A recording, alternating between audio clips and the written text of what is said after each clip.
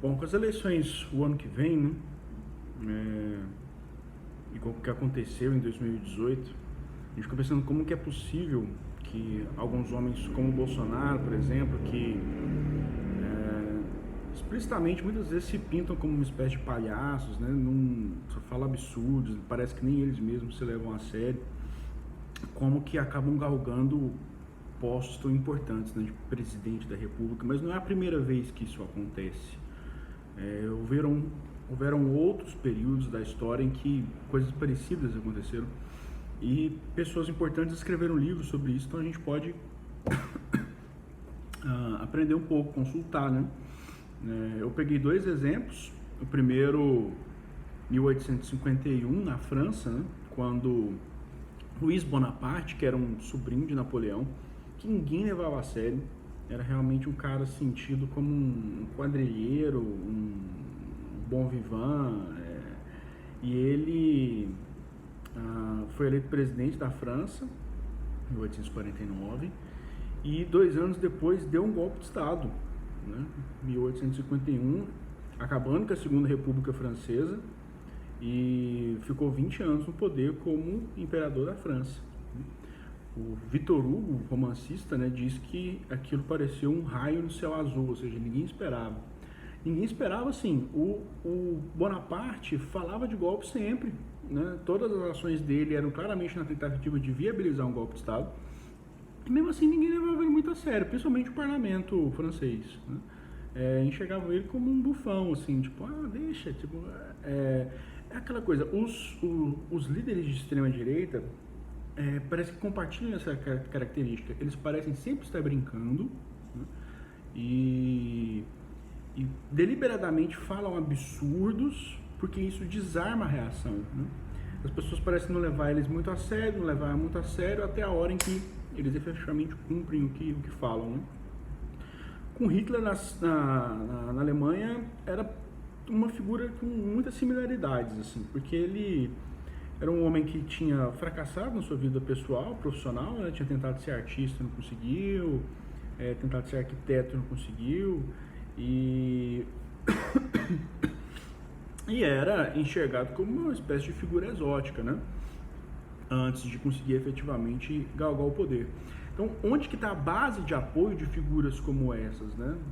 De um Luís Bonaparte, de um Adolf Hitler, em parte até do Mussolini também. No que diz respeito ao Luís Bonaparte, quem quer ver a história do golpe pode ver aqui o 18 de Brumário de Luís Bonaparte, do Marx, né?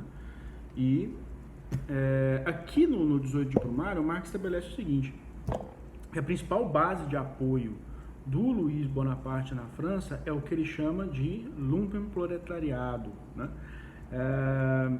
Quem é um pouco familiar com a teoria marxista sabe, lumpenproletariat, o lumpen significa trapos, né? Seriam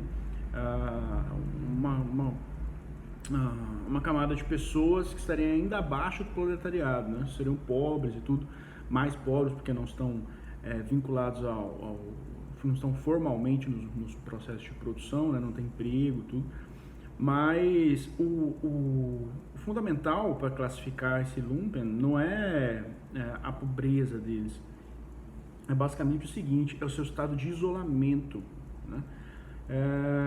Classe, o que é classe? Classe é um conjunto de pessoas que têm alguma ligação objetiva entre si, né?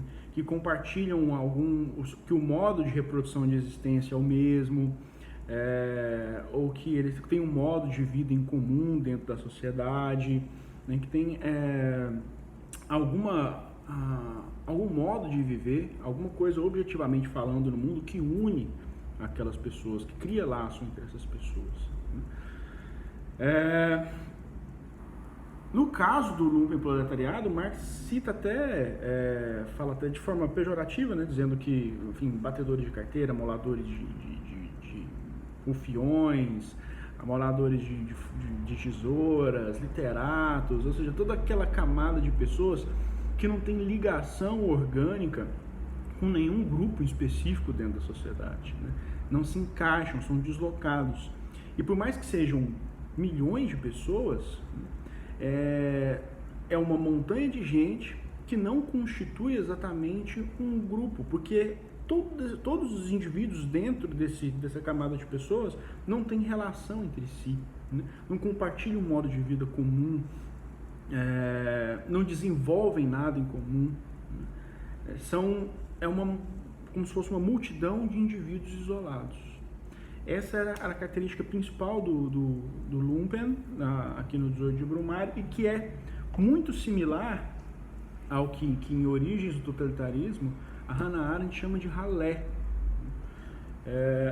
A definição, inclusive, é parecida. O Marx no 18 de Brumário fala que o Lumpen é um refúgio de todas as classes. Aqui no Origens do Totalitarismo, a Arendt diz que a ralé é o subproduto, né, de todas as classes. Porque é um fenômeno. E faz sentido que os dois se refiram de forma parecida. Por quê?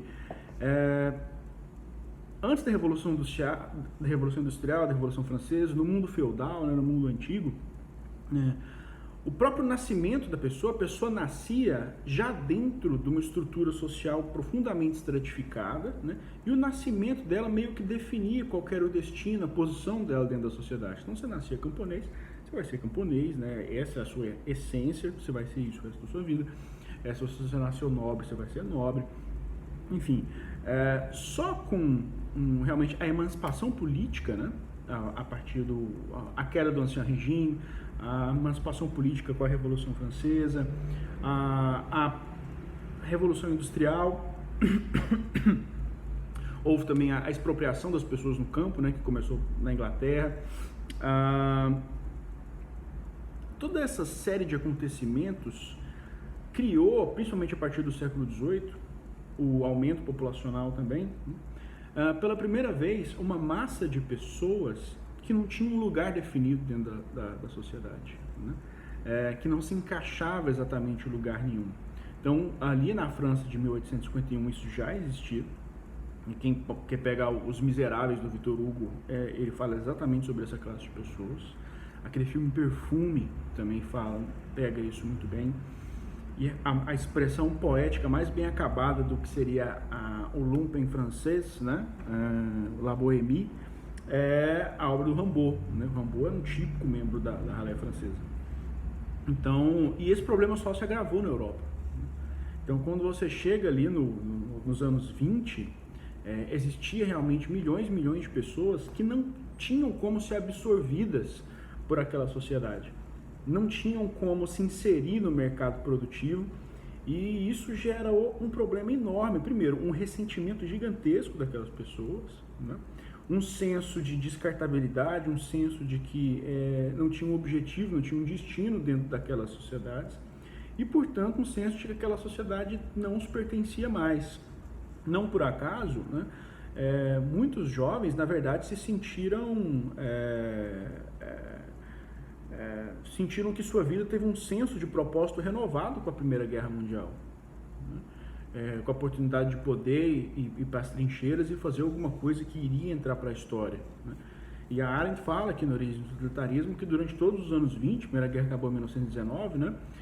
Existia uma solidariedade entre os veteranos de guerra, no sentido de como se eles compartilhassem uma experiência que, por eles terem lutado na guerra, uma experiência de distinção social, né?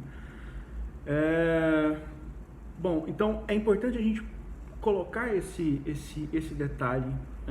Esse é o ponto principal, né? O aparecimento na cena política disso que a gente chama de massas, né? De um grande grupo de pessoas que não tem uma vinculação específica com nenhuma classe dentro da sociedade. E hoje, né? Por mais que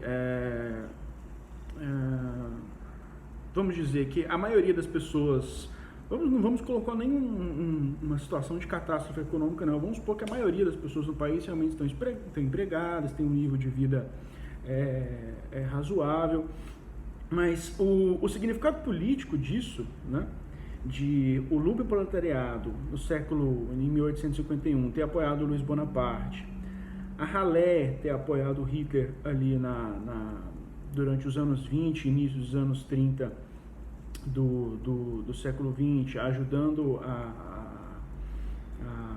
a colocar o nazismo no poder. Existe um ponto em comum E o ponto em comum é justamente a existência de massas de pessoas isoladas, né? De um sem fim de gente que não tem relação entre si. Se você pegar, essas são as pessoas que são mais vulneráveis à manipulação ideológica, né? E principalmente o Lumpen para Marx, o Haller para Arendt, né? Essa multidão de pessoas que não tem que não estão muito bem inseridas dentro da sociedade, e principalmente, se não estão bem inseridas dentro da sociedade, não tem acesso nenhum também à participação política efetiva. Então, a grande característica, né, do Lumpen, da Haller, de toda essa massa de gente que não se encaixa muito bem e que não tem acesso a nenhuma participação política efetiva, é uma vontade de destruição dessa sociedade, desse sistema político, né? Que é um ânimo de destruição que é sempre muito bem captado pela extrema-direita. E é interessante para a extrema-direita, por quê? Aí, nesse ponto, tem um trecho interessante aqui do livro do Origens também, que quando a Arendt fala esses dois pontos em que ela fala da união entre a elite, entre o capital e a Haller. A primeira passagem disso é quando ela coloca a Inglaterra expansionista, né? Porque quando a burguesia teve um acúmulo de capital muito grande dentro da nação e não tinha como mais investir esse capital produtivamente dentro do país, ela precisava ir investir no exterior, né? Isso que motivou, por exemplo, as expedições, o colonialismo inglês mesmo na África do Sul. Mas para ir cuidar desses negócios no exterior, quem que a burguesia ia mandar para cuidar dos seus negócios no exterior, né? Vamos supor, se você fosse um multimilionário, uma pessoa muito rica, e precisasse contratar alguém para ser seu faz-tudo, você não ia conseguir contratar alguém que já tem um emprego muito bom, que tem uma inserção bacana dentro da sociedade. Não. Você ia conseguir contratar alguém para ser seu faz-tudo, uma pessoa que, enfim, que não tem mais nada para fazer, né?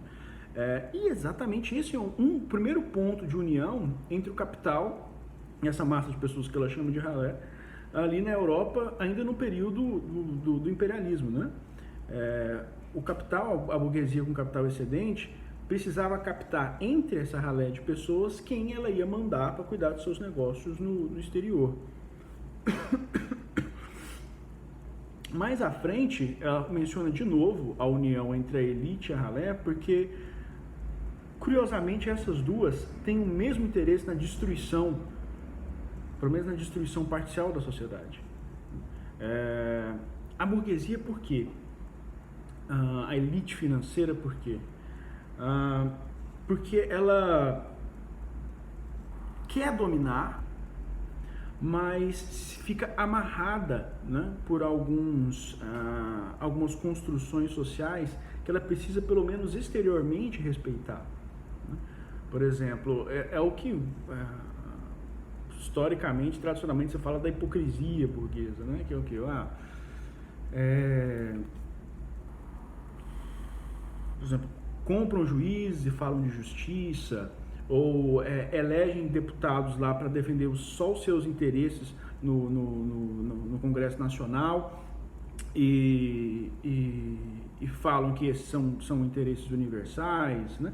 Se conversar com qualquer pessoa, você vai ouvir esse tipo de conversa, né? De que a classe política só procura os seus próprios interesses, né? Então, isso tem dois efeitos. Primeiro, produz, né, nessa massa de pessoas uma vontade de desmascarar essa hipocrisia, né? De realmente botar o pé na porta e acabar com o sistema político. Vamos fechar o STF, vamos fechar o Congresso, eles são um bando de hipócritas, eles só querem saber, são corruptos, né? Só querem saber do interesse deles mesmos. Então a massa tem esse interesse. Agora, a grande elite econômica também tem esse interesse. Por quê? Porque desmascarando essa hipocrisia, não é que ela vai dizer, não, ok, desculpa então, agora vamos fazer as coisas direito. Não, ela só vai escancarar essa dominação de uma forma mais aberta. É isso mesmo, então agora o pau vai quebrar. Essa é a base de união, poderia se dizer assim, entre os interesses da ralé e da elite, que foi identificada tanto lá no 18 de Brumário, de 1851, quanto no Origem do Totalitarismo da Hannah Arendt, né? E um outro ponto do isolamento das massas, né? Por fato de elas serem mais suscetíveis à manipulação ideológica. Gente, você parar para pensar, se você diz assim para a pessoa,